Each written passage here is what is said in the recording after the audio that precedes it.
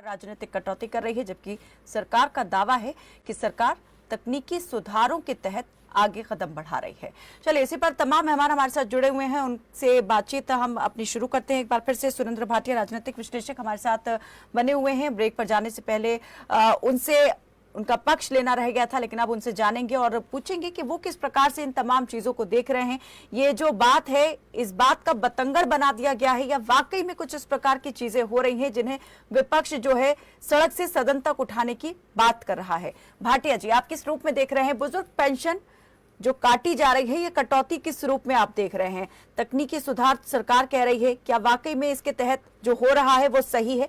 थोड़ा वेट करना चाहिए, संयम बरतना चाहिए, या फिर चुनावों को मद्देनजर रखते हुए विपक्ष ने जल्दबाजी में, हड़बड़ाहट में इस मुद्दे को उठा दिया है? ऐसा है कायनात जी, अगर ये जो पेंशन है 2024 में जब इलेक्शन होना था उससे पहले इसकी जांच होती तो ये कहा जाता भी निष्पक्ष जांच की जा रही है। हमारे यहाँ दिक्कत ये है, चाहे कांग्रेस पार्टी सत्ता में है चाहे कोई और पार्टी सत्ता में है, हम अपने बजट को लुटा रहे हैं। हमें सारी पार्टियों को मिलजुल कर कुछ क्राइटेरिया फिक्स करने चाहिए भी कौन पेंशन का हकदार है। हमारा जो बजट है वो सीमित बजट है। अगर बजट की तरफ जाए, पिछले साल 2,05,000 करोड़ का बजट था, उसमें से केवल 20,000 करोड़ रुपया ही विकास कार्यों पे खर्च हुआ। और इस बार बजट हो सकता है 2.25 लाख करोड़ का बजट हमारा पेश हो, लेकिन हमने जितनी ये जो पेंशनें, बुढ़ापा पेंशन देश में सबसे ज्यादा 3200 रुपए हरियाणा में आज वो कर ली गई है। वो नोटिफिकेशन जारी हुआ है। एक प्रवक्ता कह रहे थे शायद नोटिफिकेशन नहीं है, वो नोटिफिकेशन मेरे पास है, वो नोटिफिकेशन जारी हुआ है। 1 नवंबर से वो दी जाएगी जैसा कि पहले घोषणा की गई थी। मेरा ये कहना है सभी राजनीतिक दलों को यह सोचना होगा कि हमने पेंशन, लाडू लक्ष्मी स्कीम और किसानों के खातों में क्या करना है क्या नहीं करना। दिक्कत कहाँ है? दिक्कत ये है भी आपने 51 लाख परिवारों को बीपीएल कर दिया अक्टूबर 2024 जब इलेक्शन थे। उसके बाद उसमें से 13 लाख परिवारों को काट दिया गया। उस समय क्यों आपने उनकी जांच नहीं की?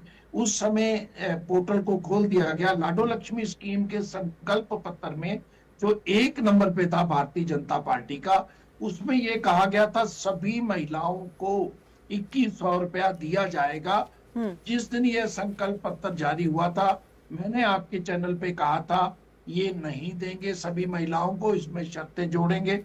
बाद में शर्तें जोड़ी गई, 1 लाख रखा गया और उसके बाद बच्चों की पढ़ाई को जोड़ दिया गया। इसके बावजूद अब सरकार ने ये कह दिया है कि 1100 रुपए नकद देंगे, 1000 रुपए वो बजट की हमारी तंगी है। मैं अभी जोड़ रहा था, अगर 10 लाख महिलाओं को, लगभग 10 लाख महिलाओं को 2100 रुपए दिया जाता है तो 2250 करोड़ रुपए लाडो लक्ष्मी स्कीम के लिए चाहिए। और अगर ये 20 लाख बुजुर्गों को पेंशन 3200 दी जाती है तो 700 करोड़ रुपया ये दोनों स्कीमों में 10,000 करोड़ रुपया चला जाएगा। आप पहले ये सभी राजनीतिक दल, चुनाव आयोग, और मैं कई बार कह चुका हूं, ये जो फ्री की देने वाली चीजें हैं उस पे विचार करें। लोगों को मनरेगा के तहत काम दें, किसी और तरह काम दें। आप उनको काम दो, 5 किलो अनाज, फ्री पेंशन। बुजुर्गों को पेंशन जो दी गई थी, ओंकार सिंह जी सही कह रहे हैं, चौधरी देवीलाल जी ने जब 100 रुपया पेंशन 1986 और 87 के चुनाव में चौधरी देवीलाल जी ने घोषणा करनी आरंभ की थी। चौधरी बंसीलाल जी मुख्यमंत्री थे, उन्होंने कहा था सरकार दे सकती होती तो मैं दूंगा, लेकिन चौधरी देवीलाल अपने वादे के पक्के रहे, 100 रुपए उन्होंने आरंभ किया था। शर्तें सरकार ने जो बुजुर्ग पेंशन के साथ शर्त ना जोड़े तो अच्छी बात है।